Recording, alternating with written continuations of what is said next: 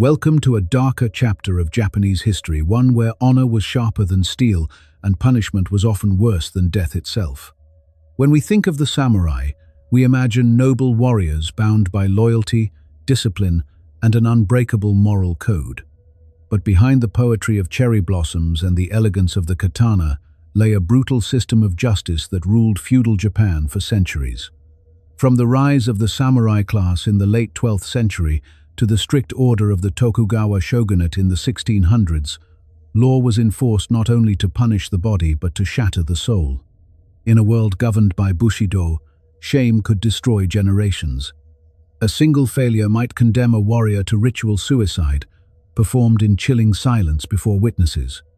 Others faced public executions meant to serve as warnings, their death staged as grim theater in crowded streets. Some punishments were slow, methodical, and symbolic, designed to strip away honor piece by piece before life itself was taken. There are stories of samurai who walked calmly to their fate, composing death poems moments before execution. Others tried to resist, only to discover that defiance brought even crueler consequences. Justice was absolute, mercy was rare, and fear was an essential tool of control. Tonight, we step beyond the romantic legend of the samurai and into the shadows they left behind. These are not tales of glory but of terror, discipline, and the extreme price of honor. This is the story of the most terrifying punishments of the samurai.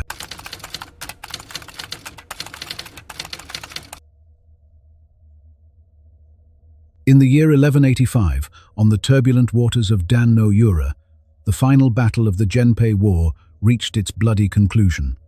As Minamoto forces overwhelmed the Taira clan's fleet in the narrow straits between Honshu and Kyushu, the 6-year-old Emperor Antoku's grandmother, Taira no Tokiko, made a choice that would echo through Japanese history. Rather than allow the child emperor to be captured and dishonored, she wrapped him in her arms, told him they were going to visit a wonderful palace beneath the waves where the Dragon King lived, and leaped into the sea. They drowned together, along with much of the Taira aristocracy, their heavy silk robes pulling them down into the cold depths. The sacred sword, Kusanagi, one of Japan's 3 imperial treasures that had been passed down since mythological times, sank with them and was never recovered despite desperate diving attempts in the following weeks. This wasn't madness, it was the logical conclusion of a value system already taking root in Japanese warrior culture. Death with dignity was infinitely preferable to life stained by dishonor. The Taira nobles who survived that day and chose capture over drowning were remembered with pity and contempt, their names whispered as cautionary tales for generations. Those who died became legends, their final moments immortalized in the epic tale of the Heike, which would be chanted by blind monk-minstrels throughout Japan for centuries. The text describes how the Taira perished like cherry blossoms scattered by the wind, transforming their annihilation into aesthetic transcendence. The samurai class didn't emerge fully formed with a complete ethical code. They evolved gradually from provincial warriors hired by aristocratic families during the Heian period, roughly from 794 to 1185, when the imperial court in Kyoto dominated Japanese culture with its refined aesthetic sensibilities. These early warriors were essentially hired muscle, protecting estates and collecting taxes for nobles who considered physical combat beneath their refined sensibilities. A Heian courtier's worth was measured by his ability to compose poetry in Chinese characters, to distinguish 32 subtle gradations of purple in layered silk robes, and to conduct love affairs with elaborate discretion. The great novelist Murasaki Shikibu, writing the Tale of Genji around 1010, barely mentioned warriors except as uncouth background figures. The Heian aristocrats composed poetry, practiced calligraphy, and engaged in elaborate courtship rituals, while warriors did the dirty work of maintaining order in the provinces. One famous Heian diary records a courtier's shock at seeing a provincial warrior eat with his hands rather than with proper chopstick etiquette, describing him as barely more civilized than a Korean pirate. But as central authority weakened and provincial conflicts intensified, these warrior clans, particularly the Taira and Minamoto families, began accumulating power that eventually eclipsed the court itself. Taira no Kiyomori became the first warrior to effectively rule Japan in 1167, though he did so by infiltrating the court system and marrying his daughter Tokiko to Emperor Takakura, making himself grandfather to an emperor. The old aristocracy looked down on him as an upstart, a crude military man playing at nobility. One court noble reportedly said of Kiyomori, "He wears silk, but the smell of horses and blood follows him into the most elegant chambers." Everything changed when Minamoto no Yoritomo established the Kamakura shogunate in 1192, creating a parallel military government far from the effete capital of Kyoto.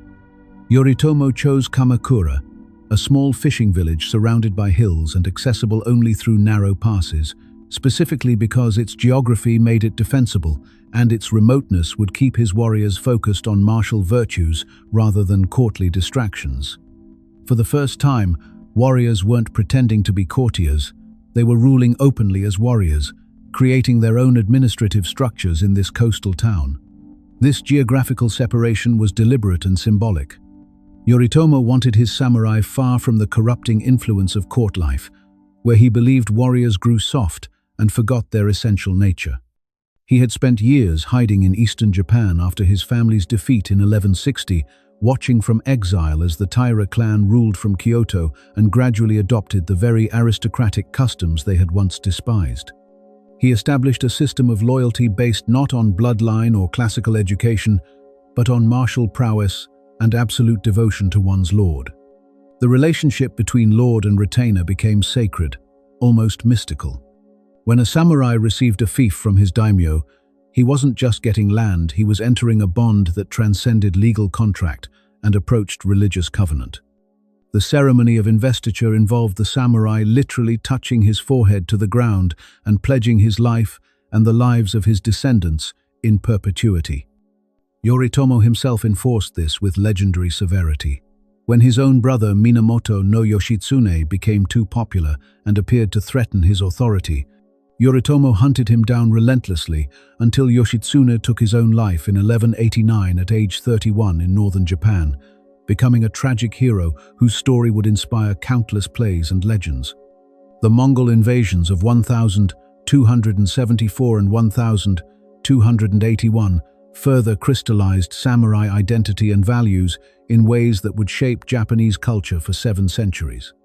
When Kublai Khan's massive fleet approached Japan's shores, the first invasion force included some 40,000 troops in 900 ships. The samurai faced an enemy that fought in completely unfamiliar ways that violated every principle of honorable combat they held sacred.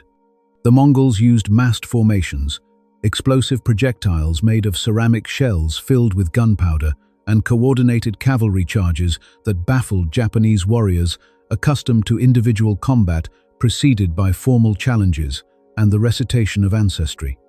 A samurai named Takezaki Suenaga left detailed scroll paintings of the invasion, showing his horror at enemies who simply shot at him from a distance with powerful composite bows rather than accepting his challenge to honorable single combat.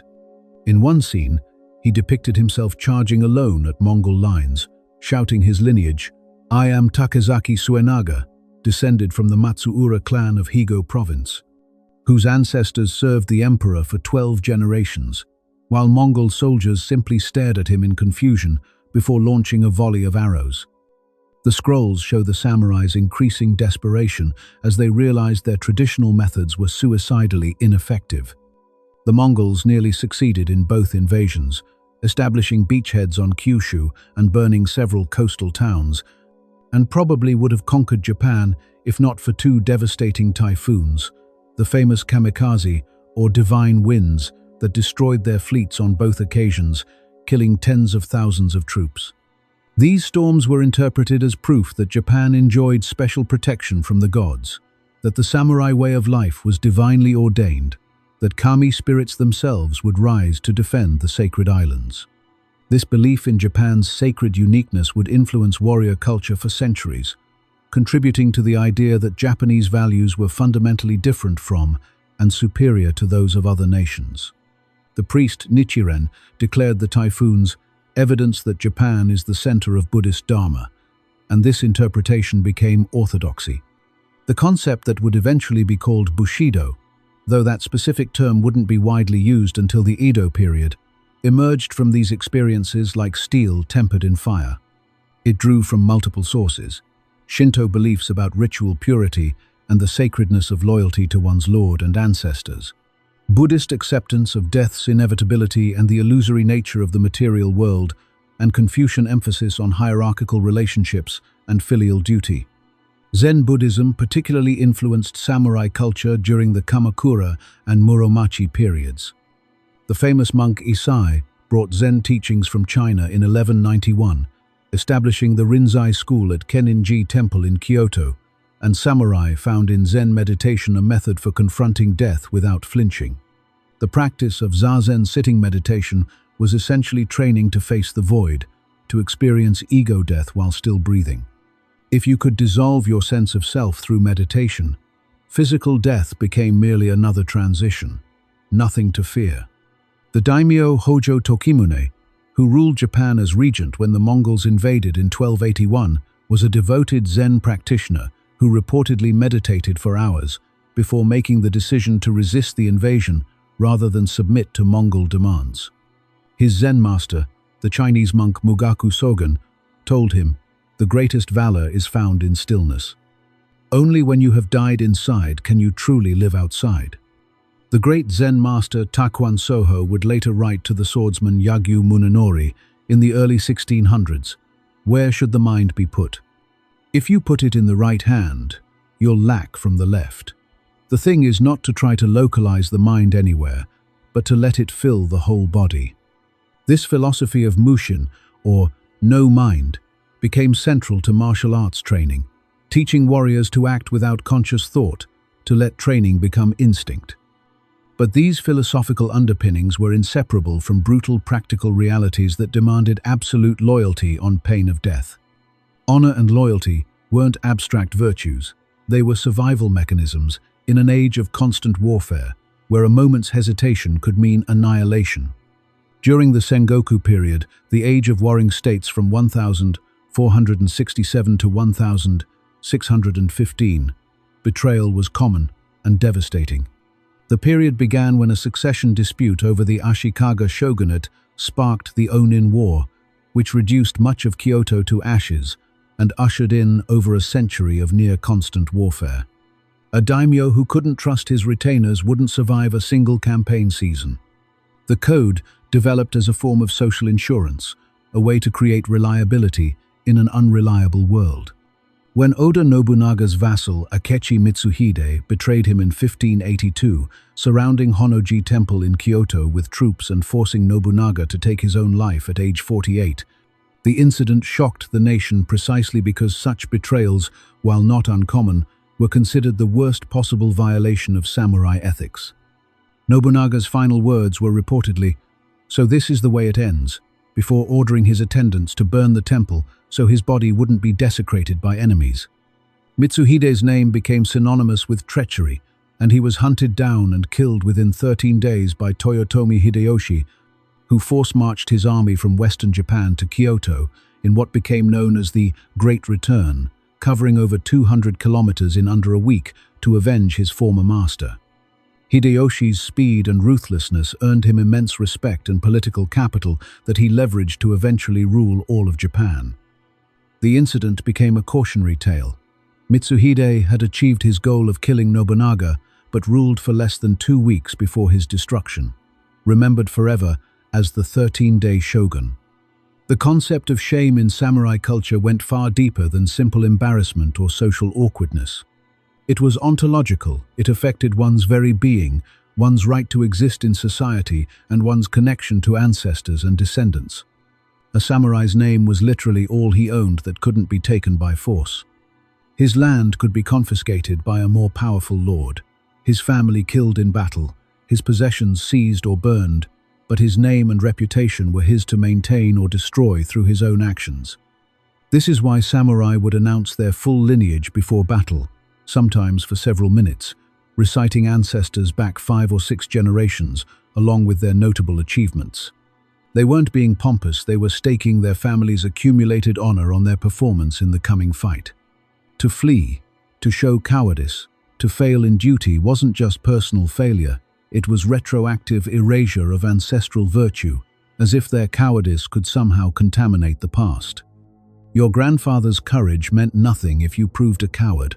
Worse, your cowardice called into question whether your grandfather had truly been brave or merely lucky.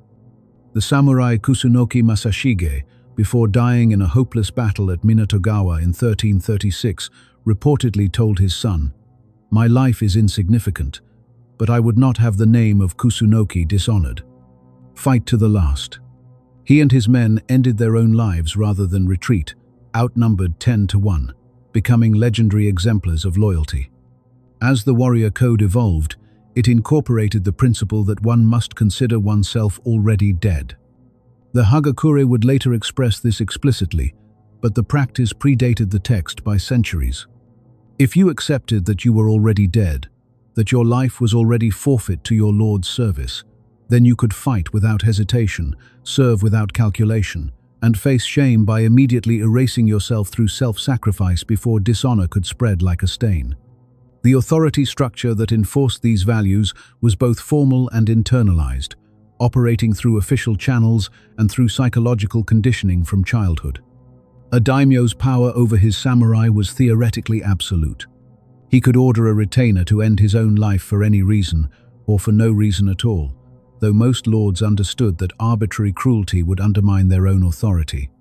The Lord Takeda Shingen, who ruled Kai province from 1541 to 1573, and was considered one of the greatest strategists of the Sengoku period, was famous for his tactical brilliance, but also for his harsh treatment of disloyal or incompetent subordinates. He reportedly once ordered a samurai named Obu Toramasa to commit seppuku for losing a minor skirmish, not because the tactical defeat was significant, it was merely a border raid, but because Obu had contradicted his battle plan beforehand and then failed anyway. The message was clear: obedience transcended results, and being proven correct didn't excuse insubordination. Obu took his own life without protest, and his son was allowed to inherit his position, demonstrating that the punishment was political rather than personal vengeance.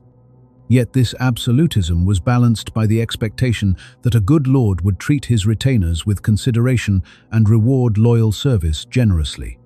When Date Masamune, the famous one-eyed dragon of Oshu, took power in 1584 at age 17 after his father's death, he inherited retainers who had served his father for decades. His treatment of these veterans with respect and generosity, despite his youth, secured their loyalty and enabled his rapid rise to become one of the most powerful daimyo in northern Japan. Masamune understood that authority required more than force. It required demonstrating that the lord valued his retainers' lives and sacrifices. He would personally visit wounded samurai after battles, sometimes bringing medicine and food, an unusual practice that generated fierce devotion among his troops. The transition to Tokugawa rule after 1600 transformed samurai culture in fundamental ways that would paradoxically make the code of honor even more rigid. When Tokugawa Ieyasu won the decisive Battle of Sekigahara in 1600, where 160,000 warriors clashed in a 6-hour battle that determined Japan's future and established the Tokugawa shogunate in 1603, Japan entered more than 250 years of relative peace known as the Pax Tokugawa. Suddenly, warriors trained for combat from childhood had no wars to fight, no enemies to kill, no opportunities to prove their worth through valor on the battlefield. The new shogunate addressed this by creating an elaborate bureaucratic hierarchy that froze society into rigid castes: Shinokosho samurai, farmers, artisans, and merchants, in descending order of official status. Samurai were forbidden to engage in commerce or manual labor. They were to live on stipends provided by their lords, maintaining themselves as a professional warrior class even in peacetime. They became administrators, their swords largely ceremonial, spending their days managing accounts, settling disputes, and performing ritual functions. But their code of honor, far from fading in the absence of warfare, became even more elaborate and ritualized, almost obsessively detailed. In the absence of actual warfare, Demonstrations of loyalty and honor became theatrical, stylized performances where the smallest deviation from protocol could be interpreted as dishonor requiring death. The Tokugawa regime used the samurai code as a tool of political control with remarkable sophistication. By enforcing strict protocols of honor and demanding absolute loyalty, they channeled warrior aggression into self-discipline and administrative service. The system of sankin kotai, established in 1635, required all daimyo to maintain residences in Edo and spend alternating years there in attendance on the shogun, leaving their families as permanent hostages. This kept potential rebels under surveillance while draining their resources through the expense of maintaining dual households and traveling with large retinues. Punishments for violations of honor became both political statements and public spectacles designed to reinforce the social order and remind all observers of the consequences of deviation. When a samurai committed a crime or violation, his punishment demonstrated to all observers that the system was just, that hierarchy was natural, that resistance was futile.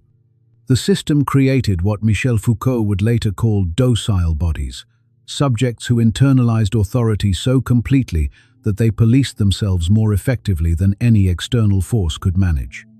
A samurai who contemplated betrayal didn't primarily fear external punishment.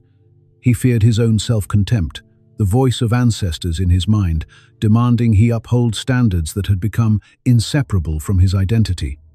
The Neo-Confucian scholar Yamaga Soko wrote in the mid-1600s, "The samurai eats without growing food, uses without making things, and is idle without being condemned as such." What justifies this? The samurai's function is to maintain correct ethical principles in society. He must be more strict with himself than with others. By the mid-Edo period, texts began codifying what had previously been transmitted through practice and oral tradition, attempting to preserve warrior values in an age of peace. The Hagakure, though written around 1,716 inches relative obscurity in saga domain, reflected values that had developed over 5 centuries of warrior culture. Yamamoto Tsunetomo's famous work wasn't describing something new. It was preserving something the author feared was fading, in an age where samurai had become bureaucrats who might live their entire lives without drawing their swords in anger.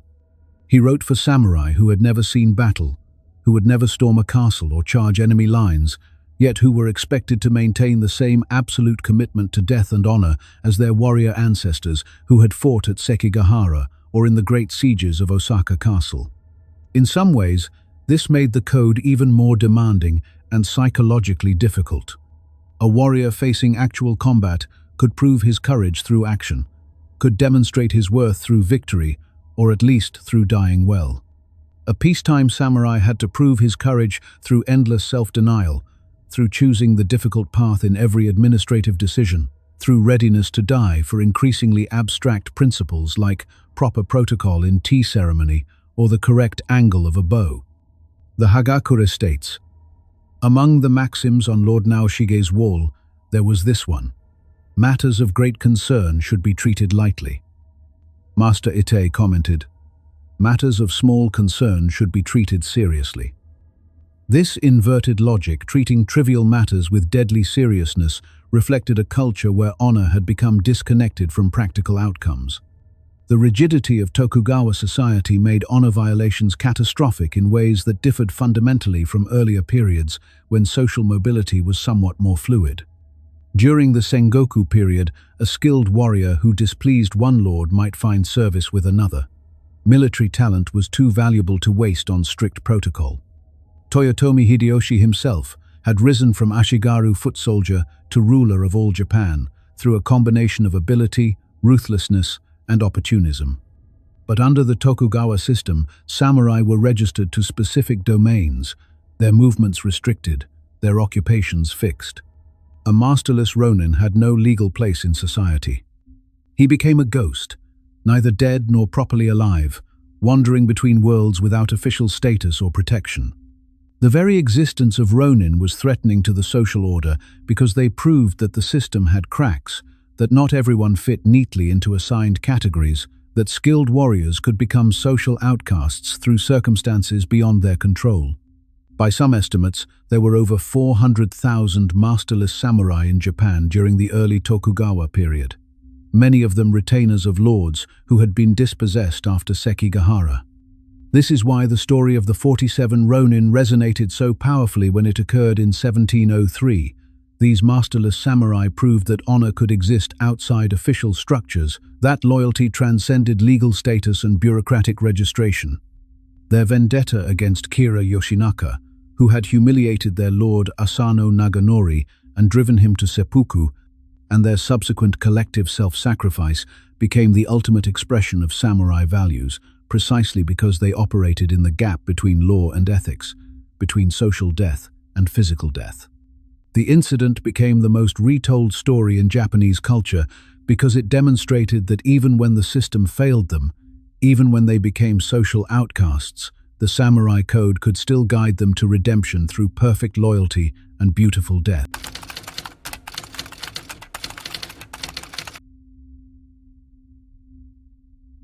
On the morning of the 20th of March 1701, in the Great Pine Corridor of Edo Castle, a samurai named Asano Naganori drew his short sword and attacked Kira Yoshinaka, the shogun's master of ceremonies. The blade struck Kira's forehead and shoulder, drawing blood but causing no serious injury before guards restrained Asano.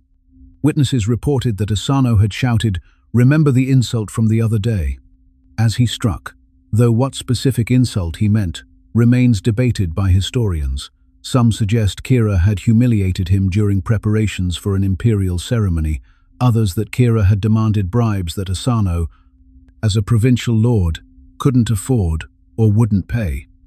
Within hours, the Tokugawa shogunate delivered its verdict. Asano must commit seppuku that very day.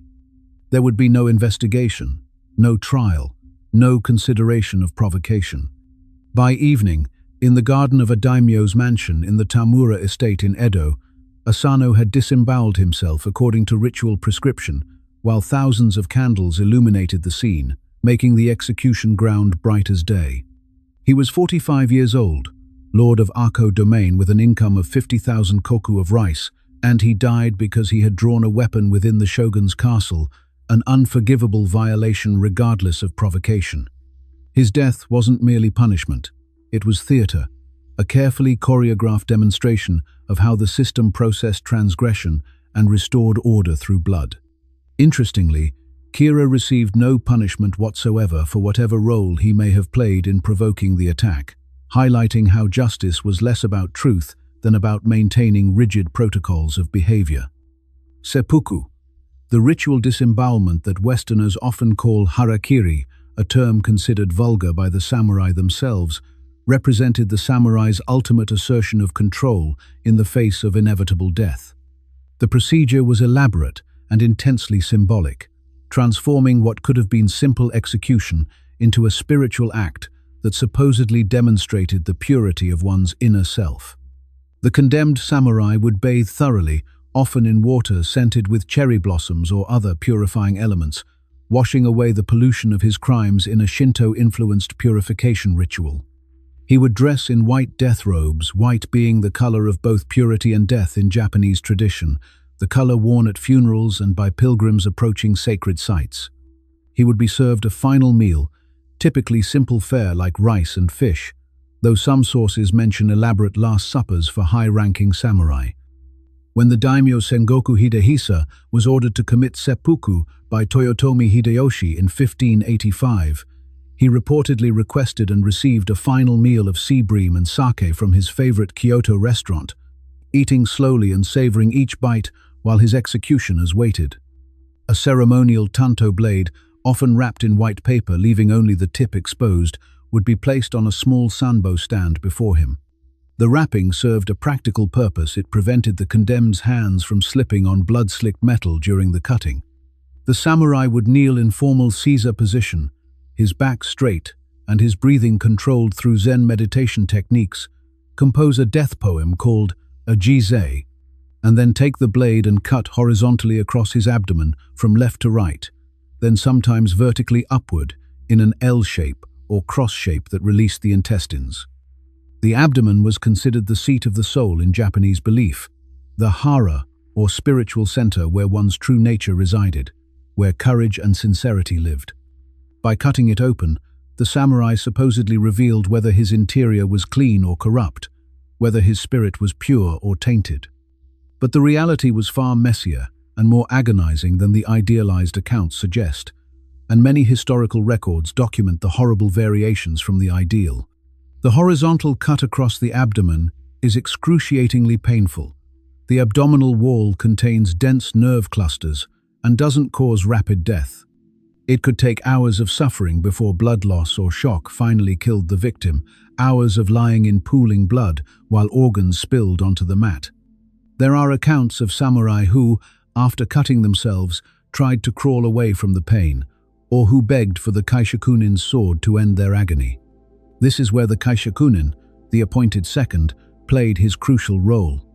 Standing behind and to the left of the person committing seppuku, dressed formally and holding a razor-sharp katana, the kaishakunin would wait until the blade entered the abdomen, watching for the precise moment, then strike with his katana, attempting to sever the head with a single perfect cut called daki-kubi, a cut that left only a small flap of skin at the front of the throat, so the head would fall forward into the dead man's lap rather than rolling away, a detail considered more dignified and less grotesque for observers.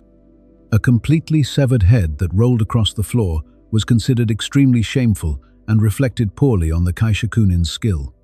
The role of kaishakunin was considered a great honor and a great responsibility. A poor cut that required multiple strikes was shameful for everyone involved and could haunt the kaishakunin's reputation for life.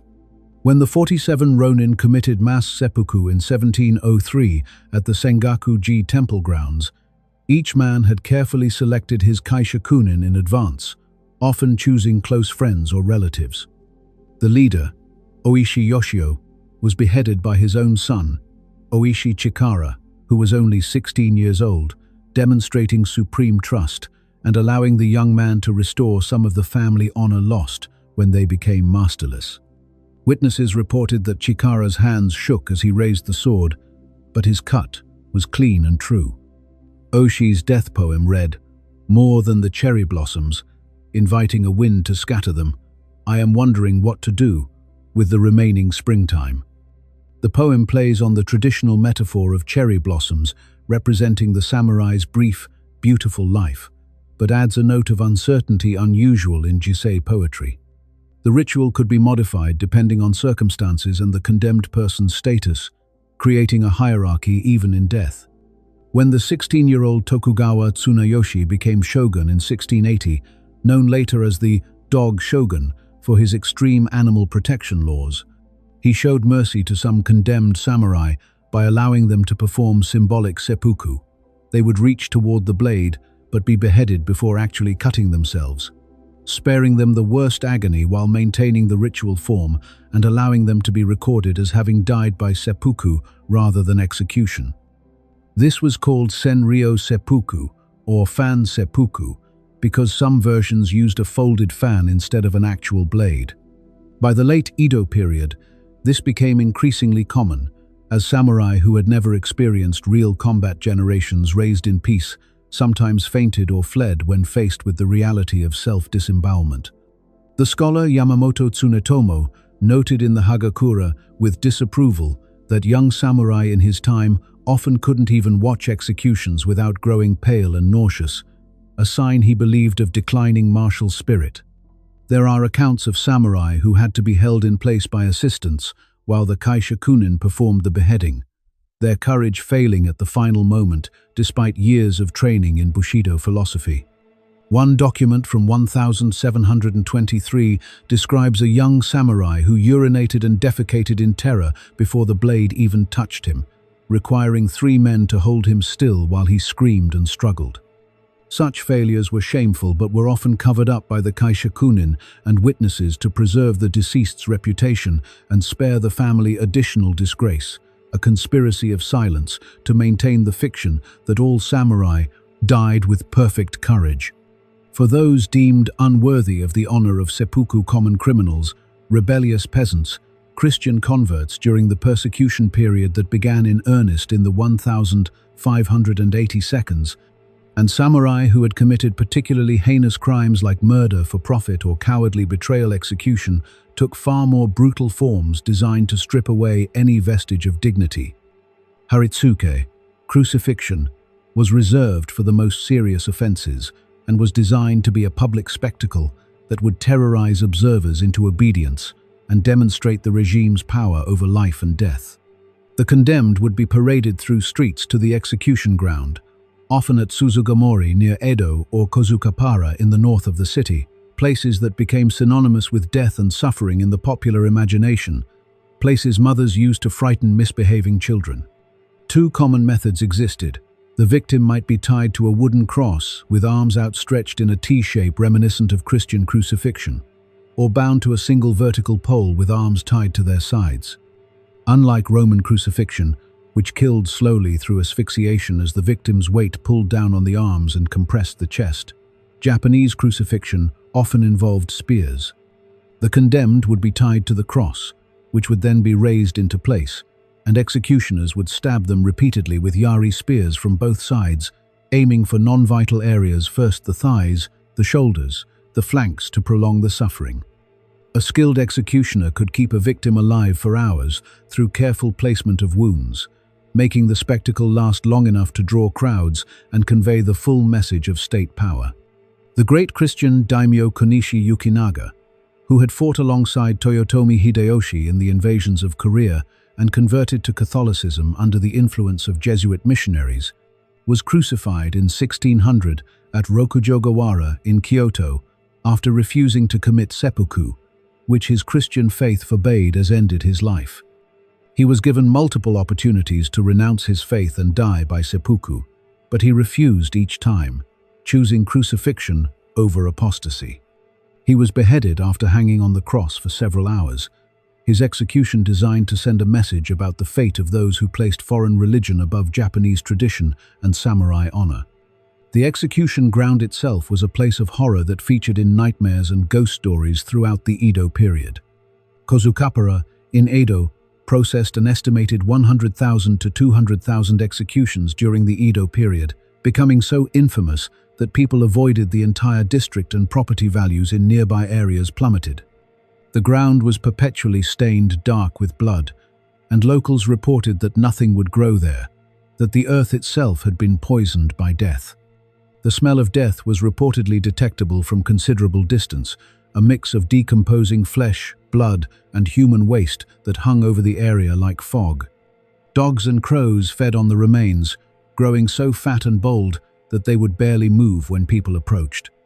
Executioners came from the Eta class, outcasts considered spiritually polluted by their association with death and blood, people who also worked as tanners and butchers, professions involving dead animals. They lived in separate communities called buraku, were forbidden to marry outside their caste, and faced discrimination that would persist into modern times. Yet they possessed considerable practical authority.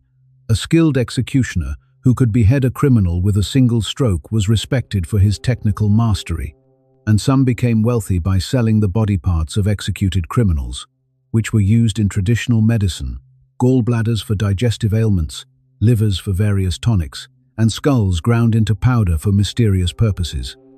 One famous executioner, Yamada Asayemon, tested new swords on executed criminals' bodies, and his family held the official position of sword tester for the shogunate for 9 generations, certifying the quality of blades by how cleanly they cut through flesh and bone. They developed a rating system. A blade that could cut through 2 bodies stacked together was marked wazamono, or excellent, while one that could cut through 3 was o-wazamono, or supreme. The Yamada family kept detailed records of which swords cut through which bodies at which angles, creating a macabre database of metallurgical performance measured in severed spines and cleaved skulls. Decapitation as punishment varied dramatically based on the victim's social status, creating a hierarchy even in death. For samurai who had forfeited the right to seppuku but weren't condemned to crucifixion, beheading was performed with some ritual dignity that acknowledged their former status. The condemned would kneel, his hands bound behind him, wearing a simple kimono rather than prison rags, and an executioner would strike from behind with a katana or specialized execution sword, ideally severing the head completely with one cut called itoryo. The word for this type of execution was zanshunin, and it required the same skill as being a kaishakunin, the same understanding of anatomy and blade angle to find the gap between vertebrae and cut cleanly through. For commoners, the process was often more casual and brutal, performed with less ceremony and sometimes with inferior blades. They might be made to kneel in a pit so their heads would fall into it for easy cleanup, or executed on a special platform with drainage channels carved into the wood to handle the blood. During periods of unrest or after major rebellions, executions might be performed in batches, assembly line style. Following the Shimabara Rebellion of 1637 to 1638, when Christian peasants and ronin rose against the Tokugawa regime in Kyushu, barricading themselves in Hara Castle and holding off government forces for months, over 37,000 rebels were executed after the fall of the castle on the 12th of April 1638. The beheadings took days, with executioners working in shifts, their arms growing tired from the repetitive motion of killing, their blades growing dull from cutting through bone after bone. Some executioners reportedly developed repetitive strain injuries in their shoulders and elbows. The rebellion's leader, Amakusa Shiro, reportedly only 16 years old but hailed by Christians as a miracle worker who could walk on water and heal the sick, was beheaded, and his head displayed on a pike in Nagasaki as a warning. His mother and siblings were also executed, erasing his entire family line. This practice of public display gokomon transformed the executed person into a political tool even after death, their decomposing flesh becoming a billboard for state authority. Major roads into Edo had designated display areas where the heads of executed criminals would be mounted on wooden stakes and left to rot, with wooden placards explaining their crimes in detail so passers-by could learn the specific transgression that led to death. The head of Ishida Mitsunari, who led the losing side at Sekigahara and was considered one of Tokugawa Ieyasu's most dangerous enemies, was displayed at Kyoto's Sanjo Bridge for days, and people reportedly spat on it and threw stones, eager to demonstrate their loyalty to the victorious Tokugawa regime. Some even composed insulting poems and stuck them on the display stake. The practice served multiple purposes. It proved that justice had been done. It deterred potential criminals through visceral demonstration of consequences, and it allowed the authorities to posthumously humiliate those who had challenged the social order. During the Christian persecution period, heads of executed converts were sometimes displayed near churches or missionary residences as specific warnings to those who might consider conversion. In 1622, the Great Martyrdom of Nagasaki saw 55 Christians, both European missionaries and Japanese converts, executed in a single day, and their heads were displayed throughout the city on pikes arranged by social rank, priests on taller stakes, monks on medium stakes, and lay people on shorter stakes, maintaining hierarchy even in death. The decomposition process itself was seen as symbolically important. The person's physical dissolution mirrored their social erasure, their reduction from human being to rotting meat and bone, and eventually to anonymous skull picked clean by crows. But perhaps the most psychologically devastating aspect of samurai punishment was its extension to family members who bore no personal guilt for the transgression, a principle that made every person responsible for their relatives' behavior. The principle of renza, collective responsibility, meant that a samurai's crime could condemn his entire household, creating a system of mutual surveillance where family members policed each other out of self-preservation. When Asano Naganori committed seppuku for attacking Kira, his domain was confiscated immediately, the castle seized, the treasury emptied into Tokugawa coffers, the administrative apparatus dissolved overnight. This meant his samurai retainers lost their positions and became ronin. Their families lost their homes and income. Servants were dismissed without compensation, and associated merchants and craftsmen lost their livelihoods as the economic ecosystem built around the domain collapsed. Approximately 300 samurai families were destroyed overnight by Asano's moment of violence, their carefully maintained social positions evaporating like morning dew. Some of these families had served the Asano clan for generations, their grandfathers and great-grandfathers having fought beside Asano's ancestors. Now they were masterless, homeless, and often destitute, forced to sell family heirlooms and swords just to eat. The system recognized no distinction between the individual and his web of social relationships. Dishonor was contagious, spreading through bloodlines and associations like disease.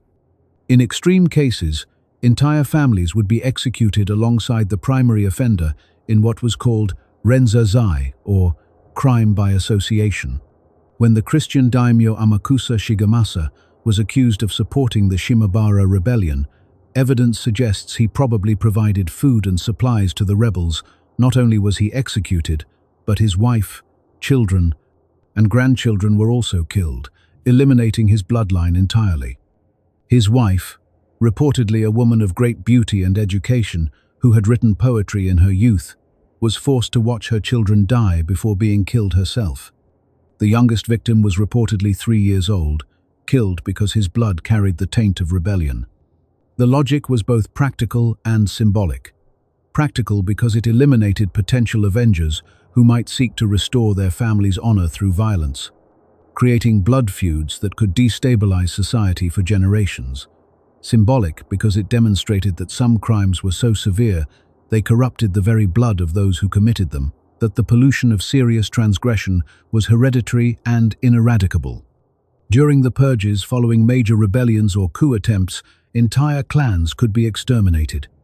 After the fall of the Toyotomi clan in 1615, when the Tokugawa forces finally destroyed Osaka Castle after 2 major sieges that involved hundreds of thousands of warriors, Toyotomi Hideyori, the son of the great unifier, Toyotomi Hideyoshi, who had ruled all Japan, ended his life along with his mother, Yodogimi, in the burning castle keep. But the Tokugawa didn't stop there. Recognizing that leaving any Toyotomi heir alive would create a perpetual focal point for dissent, they hunted down Hideyori's 8-year-old son, Toyotomi Kunimatsu, and beheaded him at Kyoto's Rokujogawara execution ground, ensuring the Toyotomi line could never challenge them again. Witnesses reported that the child maintained remarkable composure, sitting formally in seiza position and reciting Buddhist prayers, likely the Heart Sutra as the blade fell, his training in samurai decorum holding even at that impossible moment. The executioner later reported that the boy's courage had moved him to tears. The punishment of women in samurai families followed different protocols but was no less severe, and in some ways carried additional layers of gendered expectations. Samurai women were expected to demonstrate the same absolute loyalty and courage as men, to embody the ideals of Bushido in their own sphere, and they had their own form of ritual self-sacrifice called jigai, which involved cutting the throat or stabbing the heart rather than disemboweling methods that were quicker and involved less exposure of the body. Before committing jigai, a woman would typically bind her legs together tightly with cloth or rope, so her body would be found in a modest position, even in death propriety, extended even to one's corpse, and a woman found sprawled immodestly was considered to have failed in her final duty. When a samurai family faced collective punishment, women might be ordered to commit jigai, or they might be executed by male family members to spare them the dishonor of being killed by outsiders or taken as spoils of war. Following the fall of castles during the Sengoku period, it was common for the lord's wife, daughters, and female attendants to commit mass jigai rather than face capture, which would likely mean abuse and captivity. After the fall of Fushimi Castle in 1600, over 200 women reportedly killed themselves in the castle's inner chambers, choosing death over dishonor. The floorboards of the room were so soaked with blood that they could never be cleaned, and the castle's new owners eventually removed them and installed them in Yogan-in temple ceiling as a memorial. Where they remain today, visitors can still see the dark stains and what appear to be handprints and silhouettes of bodies in the wood, creating a haunting testament to that day's horror. The psychological toll of living under such a system, where any family member's action could destroy everyone, created a culture of intense mutual surveillance and correction that permeated every aspect of daily life. Children were taught from early age that their behavior reflected on their entire household. that a tantrum in public or disrespect to a teacher could trigger consequences extending far beyond individual punishment.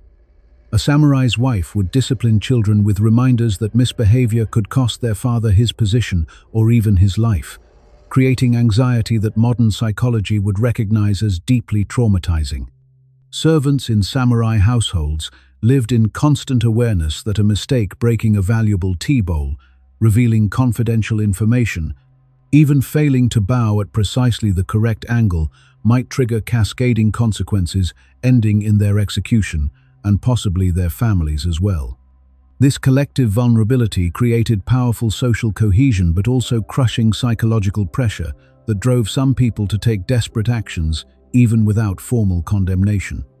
Some families developed codes of mutual self-sacrifice pacts. If one member was condemned, all would die together, rather than face the slow torture of social death as the relatives of criminals, where they would be shunned by neighbors, refused service by merchants, and denied marriage prospects. The records of the Tokugawa period contain numerous examples of these family annihilations, documented in clinical detail by bureaucrats who treated mass death as administrative procedure, no different from recording tax receipts.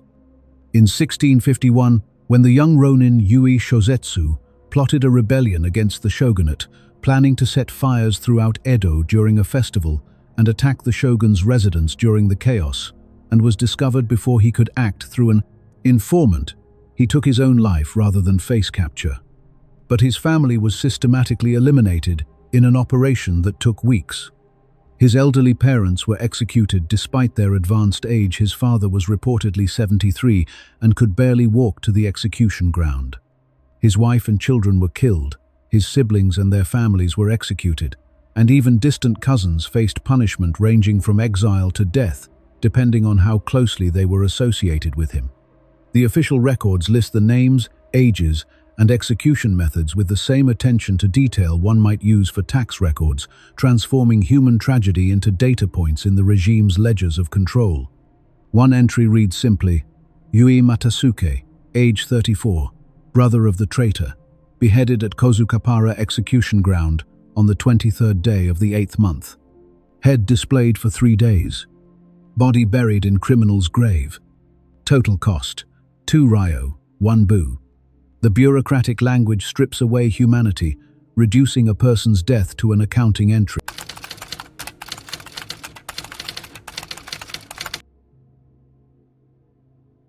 On the 13th of September 1868, a group of young samurai from the Aizu domain gathered in the hills overlooking their burning castle. Rather than face capture by imperial forces, 19 members of the Byakutai, the White Tiger Force, committed seppuku together. The youngest was only 15 years old. They had misread smoke signals and believed their lord's castle had already fallen.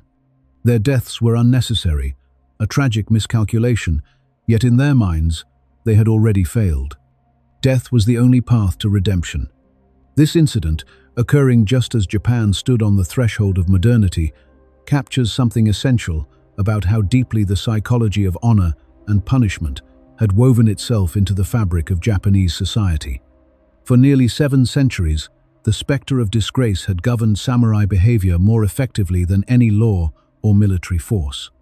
The fear wasn't simply of physical punishment, it was the terror of becoming a non-person, of having one's name spoken with contempt, of bringing shame that would echo through generations. This wasn't paranoia, it was a carefully constructed social reality. When a samurai failed his lord, the consequences rippled outward like stones thrown into still water. His family might lose their stipend, their home, their position. His children's marriage prospects would evaporate. His ancestors' graves might go untended. In a society where identity was inseparable from social standing, disgrace meant a kind of living death that made actual death seem preferable. The psychological architecture of this system was remarkably sophisticated. Unlike Western notions of punishment that focused on physical pain or imprisonment as deterrents, the samurai class developed something far more insidious: internalized enforcement. A samurai didn't need guards or chains because he carried his own prison within his mind.